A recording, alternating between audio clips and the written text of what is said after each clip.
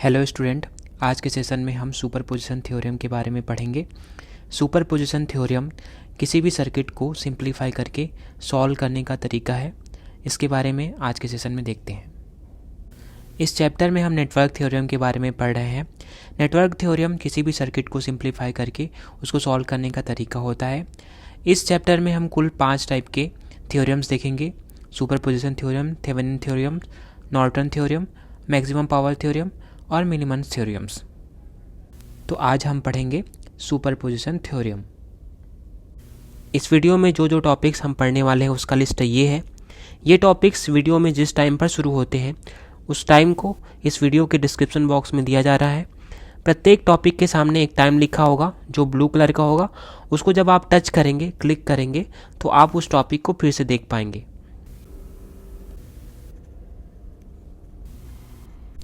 Superposition theorem start करने से पहले हम इसके बैकग्राउंड के बारे में थोड़ा देख लेते हैं। यदि किसी सर्किट में 2 या 2 से अधिक इंडिपेंडेंट सोर्सेस हो तो सर्किट के किसी एलिमेंट जैसे कि कोई रजिस्टर है के सीरों पर वोल्टेज या करंट का मान ज्ञात करने के लिए मेश एनालिसिस या नोड एनालिसिस का उपयोग किया जा सकता है। अब तक हमने लास्ट चैप्टर में ऐसा देखा था कि कोई भी सर्किट रहता था, उसमें किसी एलिमेंट के अक्रॉस अगर वोल्टेज फाइंड करना है या फिर करंट की वैल्यू फाइंड करनी है तो हम मेश एनालिसिस या नोडल एनालिसिस का उपयोग करते थे। ऐसे सर्किट में वोल्टेज और करंट ज्ञात करने का एक और तरीका होता है। पहले प्रत्येक इंडिपेंडेंट सोर्स के कारण उस एलिमेंट के सीरों पर वोल्टेज या करंट का मान ज्ञात कर लें, फिर सभी इंडिपेंडेंट सोर्सेज के कारण प्राप्त वोल्टेज या करंट को जोड़ दें तो प्राप्त मान उन सभी सोर्सेज को एक साथ लगाने पर जो वोल्टेज या करंट का मान प्राप्त होगा उसके बराबर होगा। जैसे कि इस सर्किट में देखें तो इसमें 2 इंडिपेंडेंट सोर्सेज हैं। एक 6 वोल्ट का वोल्टेज सोर्स है और एक 3 एम्पियर का करंट सोर्स है। इन दोनों के कारण जो 4 ओम रेजिस्टेंस है उसके क्रॉस वोल्टेज हमें कैलकुलेट करनी है। तो इस नए तरीके से अगर हम 4 ओम रेजिस्टेंस के क्रॉस वोल्टेज फाइंड करें तो सबसे पहले हम 6 वोल्ट इंडिपेंडेंट वोल्टेज सोर्स के द्वारा जो 4 ओम रेजिस्टेंस है उसके क्रॉस जो वोल्टेज आ रहा है उसको कैलकुलेट कर लेंगे। फिर जो 3 एम्पियर करंट सोर्स है उसके कारण जो 4 ओम रेजिस्टेंस है उसके एक क्रॉस जो वोल्टेज आ रहा है उसको कैलकुलेट कर लेंगे। अब दोनों के कारण जो वोल्टेज आई है उसको हम ऐड कर देंगे तो दोनों को एक साथ लगाने पर जो वोल्टेज आएगी वो उसके बराबर होगी। इस तरह का कैलकुलेशन का तरीका सुपरपोजिशन कहलाता है। यह सर्किट की लीनियरिटी प्रॉपर्टी पर आधारित है, अर्थात जो सर्किट लीनियर सर्किट होगा यह कॉन्सेप्ट हम उसी पर अप्लाई कर पाएंगे। जो लीनियर नहीं होगा तो उस पर हम ये तरीका अप्लाई नहीं कर सकते। अब नेक्स्ट देखते हैं सुपरपोजिशन थ्योरम क्या होता है। Principle of superposition. Superposition theorem के अनुसार किसी भी लीनियर सर्किट में किसी एलिमेंट जैसे कि रजिस्टर है के सिरों पर वोल्टेज या करंट का मान सर्किट के प्रत्येक इंडिपेंडेंट सोर्स के अकेले कार्य करने पर प्राप्त वोल्टेजेस या करंट के बीजगणितीय योग के बराबर होता है। ये वही तरीका है जो हमने पहले की स्लाइड में देखा था। इसको हम थ्योरम के फॉर्म में पढ़ रहे हैं। आगे देखते हैं हम इसको सर्किट में कैसे अप्लाई करेंगे। सुपरपोजिशन थ्योरम किसी भी सर्किट में अप्लाई करने के लिए जो स्टेप्स है उसको जानने से पहले हम कुछ बातें देख लेते हैं जिसे हमें अप्लाई करते समय ध्यान रखना चाहिए। हमें निम्नलिखित 2 बातों का ध्यान रखना चाहिए। पहला, हम सर्किट में एक समय में केवल एक इंडिपेंडेंट सोर्स को रखेंगे और शेष सभी इंडिपेंडेंट सोर्सेस को बंद कर देंगे, टर्न ऑफ कर देंगे। अब टर्न ऑफ कैसे करेंगे उसको देखते हैं। यदि कोई वोल्टेज सोर्स है जो इंडिपेंडेंट सोर्स है उसको टर्न ऑफ करने के लिए हम क्या करेंगे, उसके स्थान पर 0 वोल्ट लग देंगे। अब 0 वोल्ट करने के लिए क्या करेंगे, उस वोल्टेज सोर्स को हम शॉर्ट कर देंगे इस प्रकार से। और यदि करंट सोर्स जो इंडिपेंडेंट सोर्स है उसको बंद करने के लिए क्या करेंगे, उसके स्थान पर हम 0 एम्पियर रखेंगे। अब 0 एम्पियर करने के लिए क्या करेंगे, जहाँ पर भी करंट सोर्स रहेगा उसको हम ओपन सर्किट कर देंगे इस प्रकार से। ये तो हो गए इंडिपेंडेंट सोर्सेज जो रहेंगे उसको हम टर्न ऑफ कैसे करेंगे। तो अब देखते हैं सर्किट में डिपेंडेंट सोर्सेस रहेंगे तो उसका क्या करना है। तो सर्किट में जब भी डिपेंडेंट सोर्सेस रहेंगे तो उन डिपेंडेंट सोर्सेस को बंद नहीं करेंगे। इंडिपेंडेंट सोर्सेस को बंद करेंगे लेकिन डिपेंडेंट सोर्स हर परिस्थिति में चालू रहेगा। तो ये 2 बातें हैं, उसका हमें ध्यान रखना है जब भी हम सुपरपोजिशन थ्योरम अप्लाई करेंगे। अब देखते हैं सुपरपोजिशन थ्योरम को किसी सर्किट में अप्लाई करने के कौन कौन से स्टेप्स होते हैं। तो किसी सर्किट में सुपरपोजिशन थ्योरम अप्लाई करने के ये 3 स्टेप्स होते हैं। स्टेप 1 में क्या करेंगे, एक इंडिपेंडेंट सोर्स को एक्टिव छोड़कर शेष सभी इंडिपेंडेंट सोर्स को बंद कर देते हैं और एक्टिव सोर्स के कारण आउटपुट करंट या वोल्टेज का मान नोडल एनालिसिस या मेश एनालिसिस से कैलकुलेट कर लेते हैं। ये है हमारे स्टेप 1 सुपरपोजिशन थ्योरम के लिए। स्टेप 2 में क्या करना है, जो स्टेप 1 है उसको प्रत्येक दूसरे इंडिपेंडेंट सोर्स जिसको हम बंद किए थे उसको एक एक करके हमें रिपीट करना है स्टेप 1 को। तो ये क्या हो गया, स्टेप 2। और स्टेप 3 में क्या करेंगे, प्रत्येक इंडिपेंडेंट सोर्सेज से प्राप्त आउटपुट को बीजगणितीय प्लस और माइनस के साथ जोड़ देते हैं। जितने भी आउटपुट मिलेंगे, चाहे वोल्टेज हो चाहे करंट हो, उसको हम प्लस या माइनस के साथ में जोड़ेंगे। अब स्टेप 1 को एक एग्जाम्पल के साथ में थोड़ा डिटेल में समझते हैं। एग्जाम्पल के लिए हम ये सर्किट ले रहे हैं, इसमें आई का मान कैलकुलेट करनी है। तो ये सर्किट है, इसमें 2 इंडिपेंडेंट सोर्सेस है, एक 6 वोल्ट का वोल्टेज सोर्स है और 3 एम्पियर का क्या है, एक करंट सोर्स है। तो इसमें 2 इंडिपेंडेंट सोर्स है, एक वोल्टेज सोर्स है, एक करंट सोर्स है। ठीक है, तो हम स्टेप 1 को 3 पार्ट में ऐसे डिवाइड कर सकते हैं। जैसे पार्ट 1 में सभी इंडिपेंडेंट सोर्सेज को नाम दे देते हैं, जैसे कि S1 S2 ऐसा, तो नाम दे देते हैं इसमें S1 S2।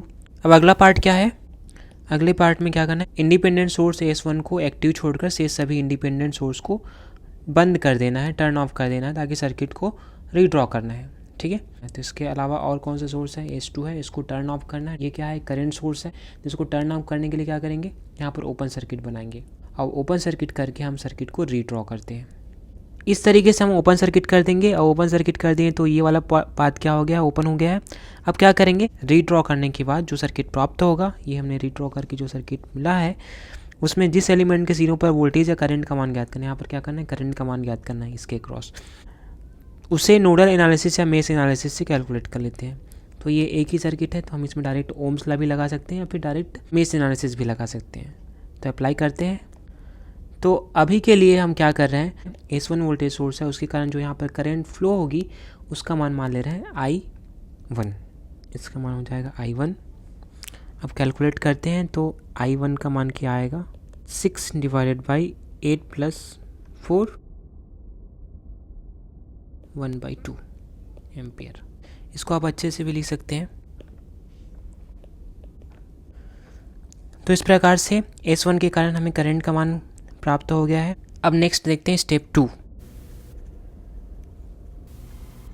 स्टेप 2 में हमें क्या करना है, जो स्टेप 1 में पार्ट 2 और पार्ट 3 हमने डिसाइड किया था, उसको जितने भी इंडिपेंडेंट सोर्सेस हैं, जैसे कि S2 बच गया है, S3 बच गया है, जितने भी बचे रहेंगे S1 के अलावा जो बचे रहेंगे, उसको एक एक करके हम अप्लाई करेंगे, शेष को टर्न ऑफ करेंगे और उसके लिए क्या करते जाएंगे, रिपीट करते जाएंगे। जो पार्ट 2 और पार्ट 3 है, पार्ट 2 और पार्ट 3 क्या था उसको देखते हैं। जैसे कि यहाँ पर हम पार्ट 2 को देख पा रहे हैं, यहाँ पर क्या है, इंडिपेंडेंट सोर्स S1 को एक्टिव छोड़कर से सभी इंडिपेंडेंट सोर्सेज को बंद कर देना। अब यहाँ पर S1 है, वहाँ पर हम क्या रखेंगे, S2। तो इंडिपेंडेंट सोर्स S2 को एक्टिव छोड़कर शेष इंडिपेंडेंट सोर्सेज को हमें क्या करना है, बंद करना है और सर्किट को रीड्रॉ करना है। ठीक है, तो अभी हमें इस एग्जाम्पल के लिए क्या था, केवल S2 ही बचा था, S1 हो गया था, S2 ही बचा है। तो अब S2 को अप्लाई करेंगे और इसके अलावा जितने भी इंडिपेंडेंट सोर्स बचेंगे, मतलब S1, उसको क्या कर देंगे, ऑफ कर देंगे। ऑफ करेंगे मतलब क्या, यहाँ पर वोल्टेज सोर्स है, इसको शॉर्ट करेंगे और सर्किट को रीड्रॉ करेंगे और इसको जो यहाँ पर आई है उसका मान प्राप्त करेंगे। तो कर लेते हैं ऐसा। इस तरीके से क्या करना है, शॉर्ट कर देना है और शॉर्ट करने के बाद जो सर्किट बनेगी उसमें हम आई का मान प्राप्त करेंगे। अब S2 के कारण जो यहाँ पर मान आएगी उसका मान हम मान लेते हैं I2, ये I2। अब इसका मान हम कैलकुलेट कर लेते हैं। हम किससे कैलकुलेट करेंगे, पार्ट 3 में जैसे लिखा था वहाँ पर मेश एनालिसिस या नोडल एनालिसिस या उसका कोई शॉर्टकट मेथड है, जैसे कि यहाँ पर हम करंट डिवीजन टेक्निक अप्लाई कर सकते हैं, या फिर आप चाहो तो आपको जो सुविधा लगती है, मेश एनालिसिस अच्छा लगता है या नोडल एनालिसिस अच्छा लगता है, तो उन दोनों में से कोई भी एक मेथड को आप अप्लाई करके यहाँ पर जो I2 का मान है उसको प्राप्त कर सकते हैं। तो ऐसा कर लेते हैं। I2 इक्वल टू हो जाएगा, हम करंट डिवीजन टेक्निक अपना रहे, 8 डिवाइडेड बाई इन दोनों को ऐड करके लिखेंगे 8 बाई ऐसा 3। तो I2 का मान क्या हो गया, 8/12 इंटू 3। अब हमने जो स्टेप 2 है उसको हमने पूरी तरीके से अप्लाई कर लिया सभी सोर्सेज के लिए। हमारे पास दो ही सोर्सेज थे, S1 और S2। इन सब के लिए हमने क्या कर लिया, एक एक करके जो यहाँ पर I का मान प्राप्त हो सकता था, I1 और I2, उसका मान प्राप्त कर लिया है। अब हम अगला देखते हैं स्टेप 3।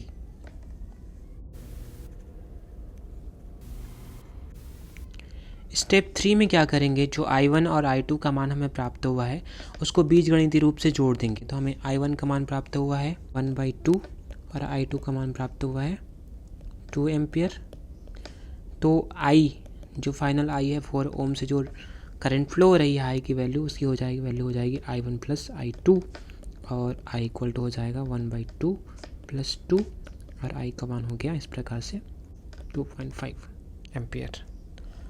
तो इस प्रकार से सुपरपोजिशन थ्योरम से हमने जो 4 ओम्स रेजिस्टेंस था उससे फ्लो होने वाली करंट का मान हमने कैलकुलेट कर लिया।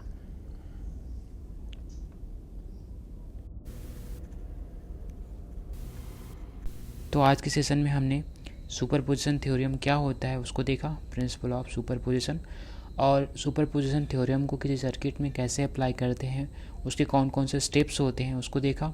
कुल मिलाकर हमने 3 ही स्टेप्स देखे। इसमें सबसे ख़ास बात ये थी कि कोई भी इंडिपेंडेंट सोर्स होता है, इंडिपेंडेंट सोर्स को पहचानेंगे और फिर उसको हम टर्न ऑफ करेंगे। जब टर्न ऑफ करेंगे तो ध्यान रखेंगे अगर वोल्टेज सोर्स है तो उसको शॉर्ट करना है, और जब करंट सोर्स रहेगा तो उसको ओपन सर्किट करना है।